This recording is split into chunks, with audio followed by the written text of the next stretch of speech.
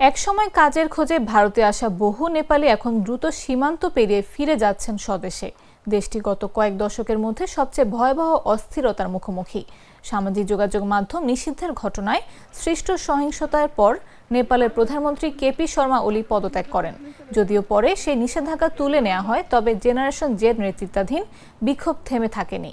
দেশ জুড়ে কারফিউ জারি রয়েছে, রাস্তায় টহল দিচ্ছে সেনাবাহিনী, পার্লামেন্ট ভবন ও রাজনীতিকদের বাড়িঘর জ্বালিয়ে দেওয়া হয়েছে। অলির পদত্যাগের পর দেশটি এখন কার্যত সরকারহীন। এমন পরিস্থিতিতে অভিবাসী শ্রমিকরা জানান, বাড়িতে সমস্যা চলছে, তাই ফিরতেই হবে। তাদের অনেকের ফেরার পেছনে শুধু রোজগার বা চাকরির প্রশ্ন নেই, এর সঙ্গে জড়িয়ে আছে পরিবার, নিরাপত্তাহীনতা আর সেই অভিবাসনের চক্র, যা বহু প্রজন্ম ধরে নেপালিদের জীবনের অংশ।